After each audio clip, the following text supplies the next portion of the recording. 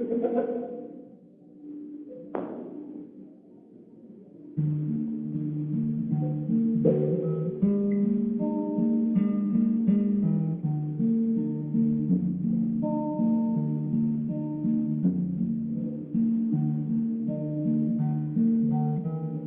everyone, and welcome to F-Bomb Friday. I am your host, Tracy Preston, along with my husband, Todd. Hey, hon. Hey, baby. Are you ready? I am ready. Let's hit it. On today's episode, I'm going to tell you about the Devil's Bridge, aka Hell's Bridge. Now, before we get into this tale, a warning must be given, as what I'm about to tell you has to do with children. So, consider yourself warned. It's the mid-1800s in Algoma Township, Michigan. The small village of Lathamville, which is today known as Rockford, was founded in 1843 and was largely a logging community with an estimated population of just over 300 residents. It was a hand-to-mouth existence. No electricity, no running water, or central heating. Many of the villagers worked long hours and often in harsh conditions.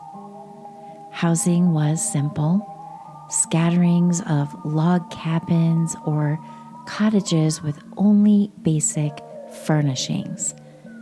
Education was limited with few formal schools or libraries. Times were hard, but the community was strong. Neighbors often helped each other with tasks like building houses or barns, farming, and helping at the sawmills. Religion played a significant role in the village, with the church often serving as the center of the community. One evening, several of the town's children never returned home after playing in the woods that day.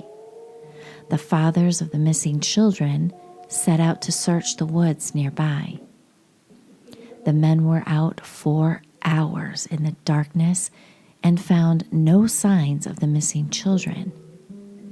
The very next morning before dawn, the men set out again and searched into the late night hours, but still no luck. This went on for days, and still no children were found. As desperation set in, it was agreed that every able-bodied adult would join the search to broaden the effort of finding and bringing the children home. The townsfolk asked Elias Friske, the village preacher, a trusted elder of the community, to watch the remaining children and keep them safe while the adults continued their search for the missing kids. Elias was a peculiar, somewhat of an odd man, but he was likable and a man of God. So, what could possibly go wrong? Elias agrees to watch the children and ties them all together with a single rope. His reasoning for doing this? Well, he claimed he didn't want any of the children, some of them which were quite young, to wander off and away from his protection. The villagers set out on a full-scale search, spreading out through the woods to find the unaccounted-for children. Shortly after, Elias, with the children tied together, they head in the opposite direction of the search to the bridge at Cedar Creek. They reach the bridge, and the children notice a foul, putrid odor. When the kids asked the preacher about the stench, Elias grinned sinisterly, as if proud of the evil he was about to reveal. He pulls back a pile of brush and uncovers the bodies of the missing youngsters. The terrified children scream, but it's of no use. The searching townsfolk are just too far away to hear the little ones' cries for help.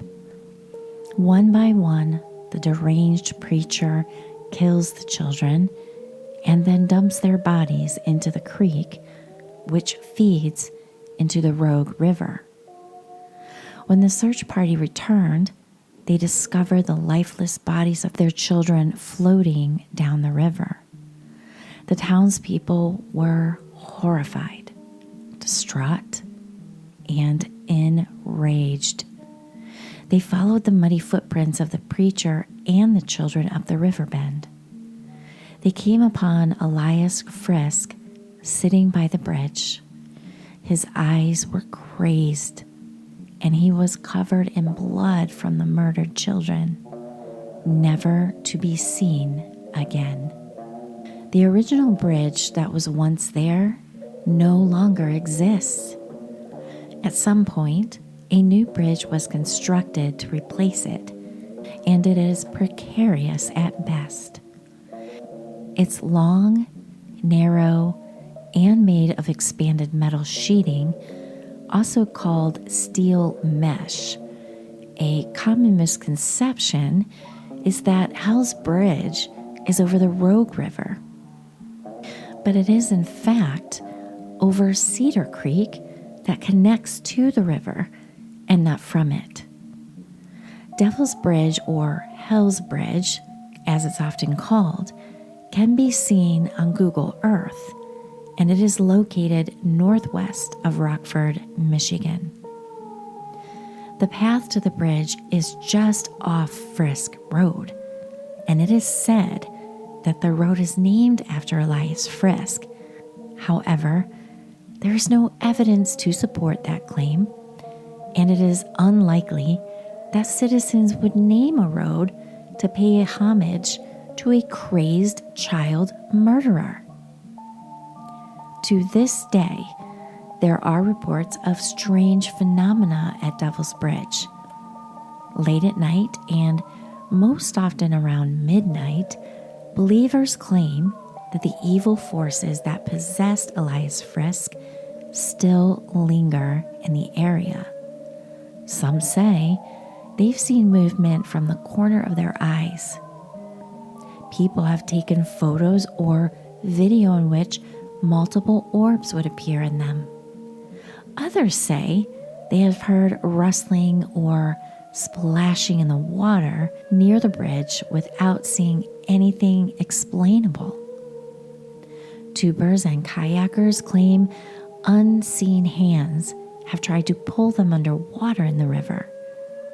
Some have reported seeing a dark figure with red glowing eyes in the woods near the bridge.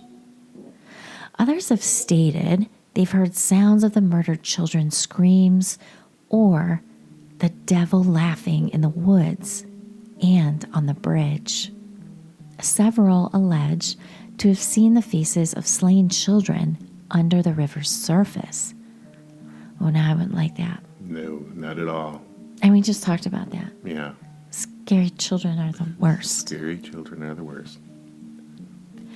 Now, there are no records of anyone named Elias Friske that ever lived in the area, although there was a Friske family that arrived in 1910.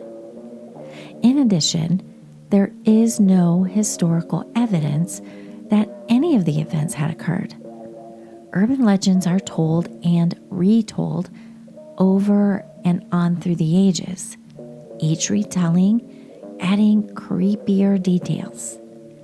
Undoubtedly, the story of Elias Friske and the Devil's Bridge is one of, if not the spookiest urban legend here in Michigan, but it's just that, an urban legend.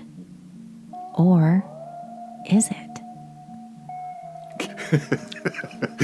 Right? Yeah, yeah, yeah. So it's pretty spooky. It's a very creepy story. And we talked about this with the last episode with Paul Bunyan.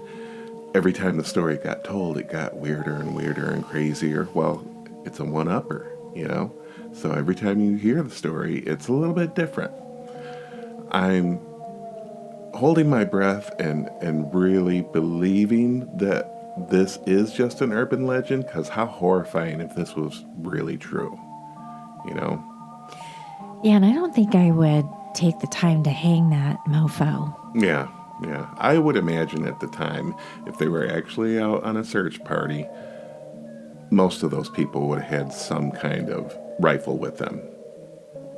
Yeah, I would have had a bushwhacker. A bushwhacker. Oh, like a machete. Yeah. And I would have whacked him to pieces. Yeah. I'm not kidding. Yep. I hear you. 2 pieces. 2 pieces. And then we could have people burgers. See how I did that? Yeah, another tie-in. Well, children are difficult. It's not a very nice urban legend. No, and I can only imagine that the story was fabricated in order to scare children, like a lot of lore is, in order to keep children behaving. You know, if the parents are saying don't wander too far off, Friske will get you. This is the consequences, you know.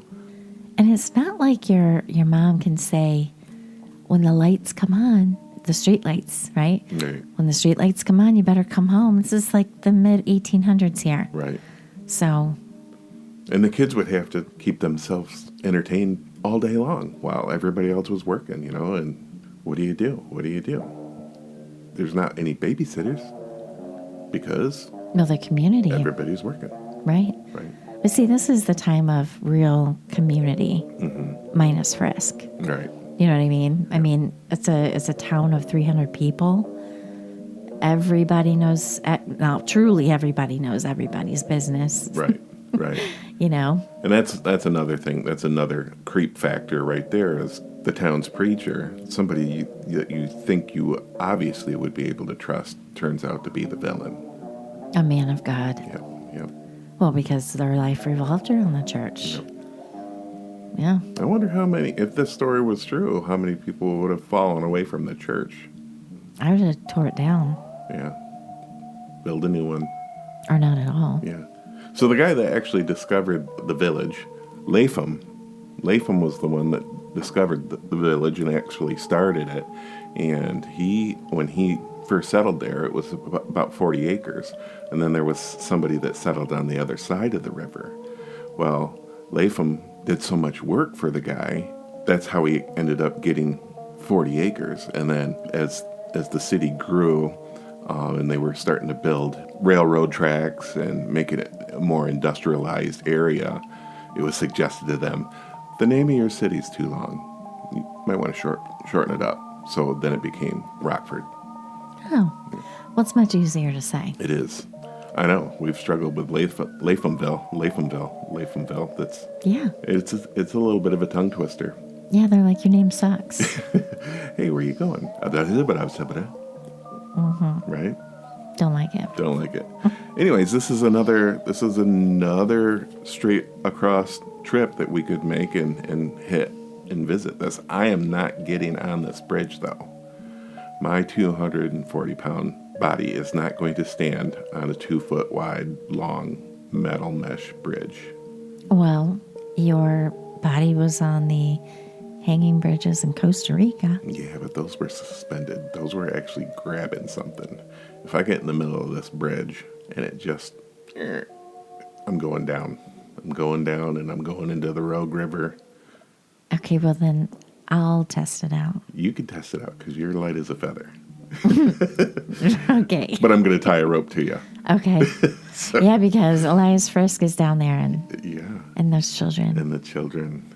And that would totally freak me out. You would see me run on water. Right. I'm telling you right now.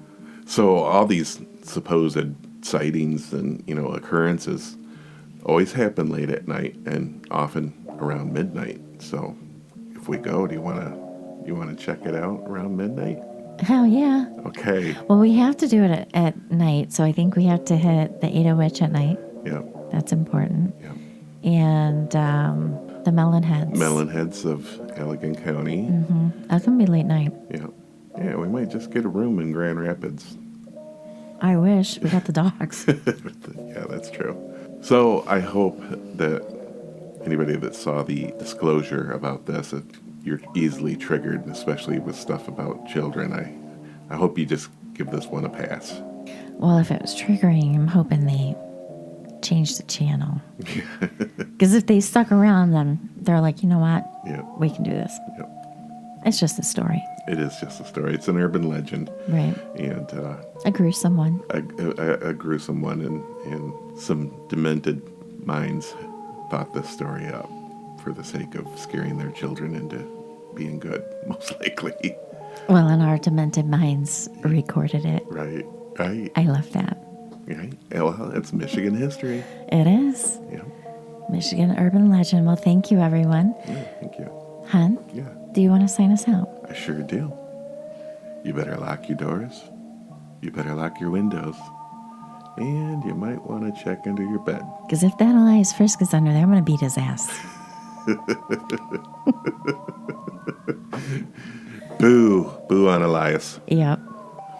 All right. Thanks, everybody, for listening, and we will see you again on Malice Monday. See you on Monday.